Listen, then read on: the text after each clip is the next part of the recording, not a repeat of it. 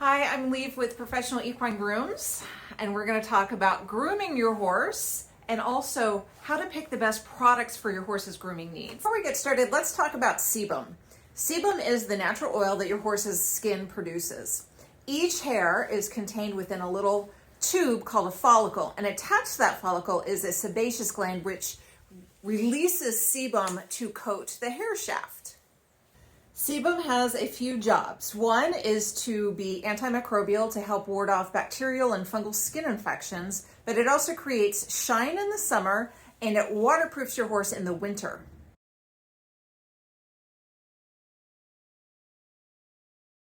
The first step in my grooming process is to take his vital signs, his temperature, his pulse, his respirations. I'm also going to check his gum color. And these give me an idea of how his body is feeling. To take a horse's temperature, I use either a digital thermometer or a non-mercury shakedown thermometer. A normal horse's body temperature at rest should be between 99 and 101.5. And it's important to know these values so that if something is outside of them, too high or too low, you know that something's going on. To take my horse's heart rate, I find the little artery here under his jaw and I press it down about halfway. And then I set my watch for 30 seconds and I count how many beats I feel. And then I multiply that number by 2. That gives me how many beats per minute. And a typical heart rate for a horse that is at rest is anywhere between about 24 and 42 beats per minute.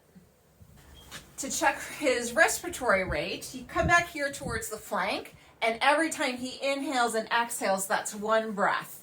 Same thing with your timer, count for about 30 seconds, multiply by 2.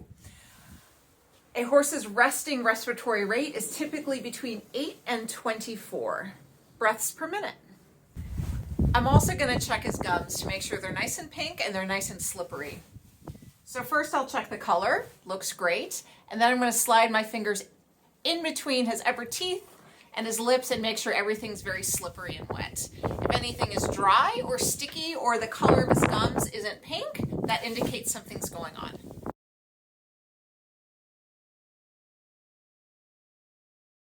Next, I do a whole body inspection using my fingertips and my eyes. I'm looking for things that might be different from the day before. So I start with looking at his eyes, his nose, his lips. I'm going to feel his ears. I'm going to run my hands through his mane. And then I'm going to move on to the big muscle groups in his body. Is he sore anywhere? Is he giving me a reaction? I'm going to go under the elbows and I'm going to look under the tail and under the belly, especially around the sheath or the udder area. And then I'm going to inspect all of his legs. And I start from the top and work my way down. I'm going to feel all the muscles, looking for heat or tenderness or swelling, maybe an insect bite or a cut. Then I'm going to feel all the tendons and the ligaments and work my way down all the way to the hoof. When I get to the pastern and the fetlock and the coronary band, I'm doing the same thing, looking for heat, swelling, insects, any cuts. This is especially important around the coronary band because that's where the hoof grows from. I'll also brush off any dirt from the outside of the hoof. When I'm picking the hoof, I want to be sure to get all the grooves out around the shoe, and then I'll use my brush to get all the last bits out. I also want to make sure all the nails look good and the shoe is on there securely. When you're picking hooves, also be sure to use your nose and smell for any weird funky things coming from the hoof, which might indicate a thrush infection.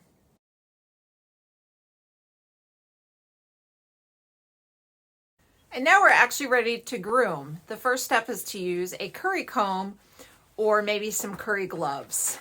It's important that whatever tool you use for currying your horse is comfortable with. So the gloves might work because you can vary the pressure. You might want to find a curry comb that is a little bit harder if your horse likes a deep muscle massage, or something that's a little bit softer like a jelly mitt. You could also go for a tiger tongue to do some currying with. It's a great idea when you curry to use circular motions because you want to bring up the dust and the dander from his coat and help smear some of those natural oils around. The next step in the grooming process is getting rid of all of that dust, dirt, and dander that you curried up. Grab a flicker brush. These are going to be longer and softer than your typical horse brush, and they're designed to sweep the hair and the dust away from your horse. Use a nice flick of the wrist. And you know you're doing this right when all of the dirt from your horse lands on you. You can follow up your flicker brush with a soft or a medium or a hard body brush, depending on what your horse is like. And these sweep along your horse to distribute those natural oils and any products that you have on and lay the hair down smoothly. And this brush is also nice to use on the face and the lower legs and other sensitive areas like the belly. Sometimes if the coat is really long or there's extra mud, you want to switch to a hard brush. Just be mindful that some horses really don't like this pressed firmly on their skin. And you would use a hard brush the same as you would a soft or medium one, just to get everything smoothed out. For the mane and tail, I go for a wide tooth comb or a brush that has lots of space between the bristles. I like to take care of manes and tails every day so you don't end up with a messy, tangled mess that takes a long time to undo. And I have a little bit of a system. First I go through and I pick out any little chunks that I find. I like to work a section at a time. So I'll grab a little bit of hair and I'll hold it at the top and I'll comb the bottom out. Then I can move on to the next section.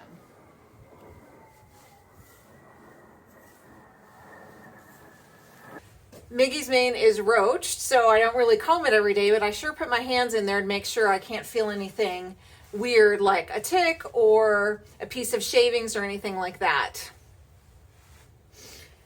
If you did have a mane, I would treat it just like the tail, where I'd pull little sections at a time and comb those through, and then they're good to go. One of the last things in the grooming process that I do is I'll take a clean rag, maybe it's a little bit damp, and I'll just wipe down his face, his nose, the corners of his mouth, and maybe his ears. I'm also going to do this for his tail. I'm going to use a fresh cloth, and I'm going to be sure to run my fingers up and down the underside of the tail to make sure there's nothing there like a small growth or an insect that could bother them.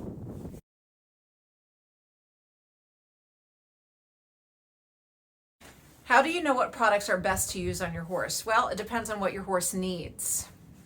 My favorite product to use all year long is this Easy Out. It is a deodorizer, it is a stain remover, it lifts dust and dirt from all colors of horses, and it has optical brighteners in it, which are little sparkles that make your horse shine. I use Easy Out a lot when he has a stain, which is often. He has a bit of a stain here, so I'm first going to curry it and brush it, and then we're going to use the Easy Out.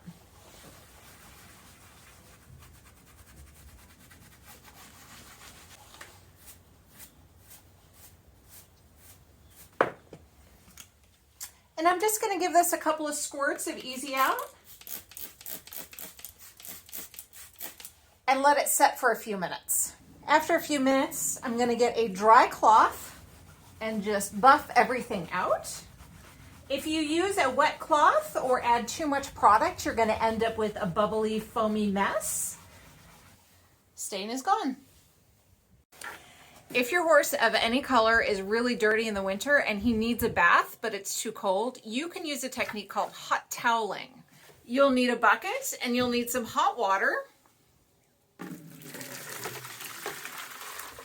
And to this bucket, you're going to add some Easy Out. You don't need too much. If you use a bigger bucket, just use more. Next, you're going to drop in some cloths or some sponges and let them soak for a minute. When you're ready to hot cloth, grab one of your towels, wring it out really well. You want it to be barely damp. So now it is warm and steamy and it has a little bit of that wonderful Easy Out on it. And then you just use your cloth as you would a curry comb on your horse's coat. He shouldn't get wet.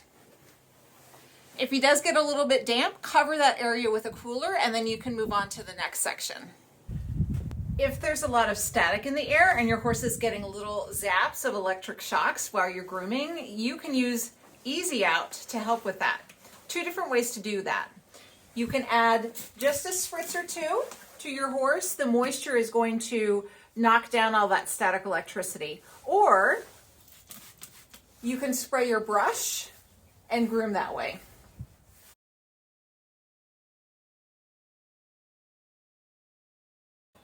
My other favorite grooming product to use is the #1 light oil. It has vitamins and nutrients to condition the hair and the skin, and it's like using a conditioner or a lotion on your own hair and skin. Everything gets absorbed. There's also a #2 heavy oil, which just has a little bit more conditioning capabilities, and both of them are great for making the coat nice and healthy and shiny. You can use the light oils a couple of different ways. In the wintertime, I like to use a stiff brush. And I'll just put a couple of squirts on the brush, and I'm going to let the bristles get all of the oil distributed on the thick winter coat.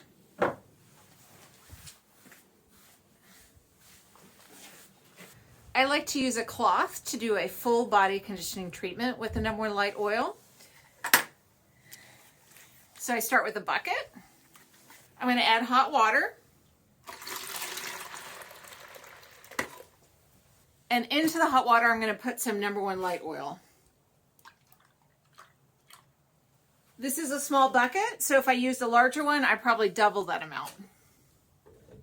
Next, I toss in a cloth or two. Let them get nice and soaked. Swirl everything around.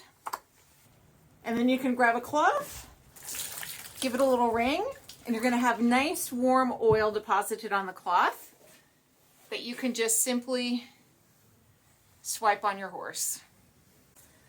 Do this hot cloth treatment as your horse's coat becomes a little drier in the winter, but also before you clip. Because when your horse is clean and shiny and has a little bit of grooming oil, the clipper blades are going to go through his coat really smoothly and there's not going to be as much pulling and tugging.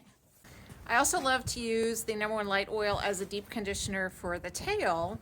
And I'll put about a nickel or quarter size drop into my hand, spread it around, and then I just work it into the tail with my fingertips.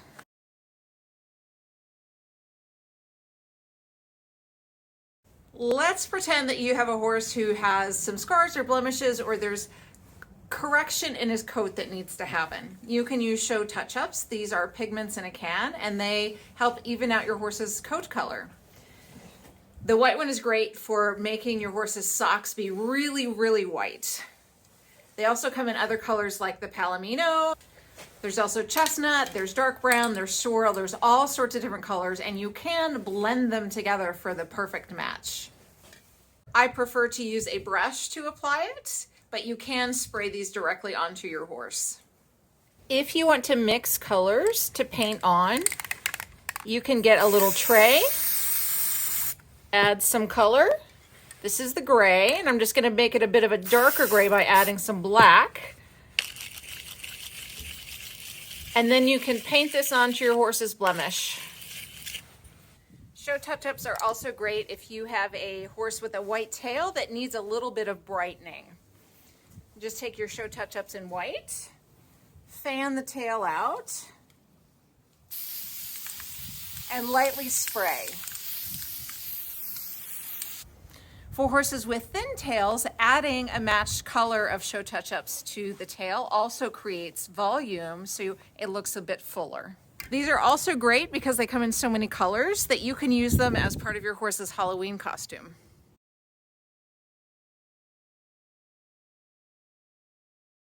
If your horse needs help growing his mane or his tail, you can use a treatment called MTG. You can also use MTG for skin conditions such as scratches or insect bites and rain rot. It can help with fungal infections and help treat sweet itch.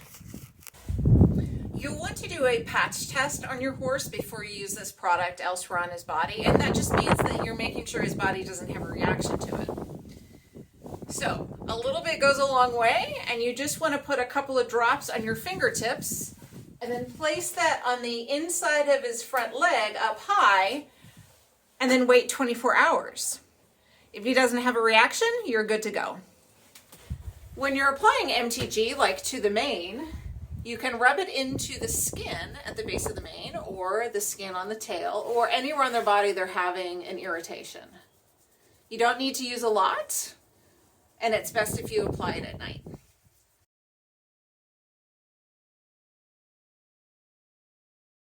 If you would like your horse to have a really nice glistening shine, you can use a hair polish like Magic Sheen. Now this is silicone based, however, it doesn't have added ingredients that will dry the coat out like some other brands. It's easy to apply. You can spray it directly on your horse, just not the saddle area, and you can use it in manes and tails as well. In the tail, Magic Sheen is a really good detangler, and it's nice to use before you pick or brush the tail. Same thing here, you can just fan the tail out and give it some sprays.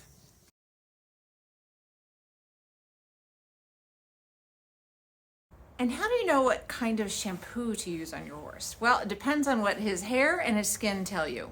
If he's sensitive in his skin, or maybe he has a skin infection going on, look for something that has added tea tree oil like this Medicare. It's really soothing and gentle, and it smells great. You can leave it on for 5 or 10 minutes or so to really help your horse's skin settle down and be soothed. If your horse just needs to get clean and shiny, you can use High Shine shampoo. This is very gentle, and it adds an extra layer of protection against stains. It won't take the sebum out of your horse's coat, which is great, and it makes him really shiny. If your horse needs some color correcting because he's sun bleached or he's just been clipped, you can use Equitone shampoos. This is the black one, but it also comes in red and palomino and the whitening formula for grays and whites. They add depth of color, and they also add shine and sparkle.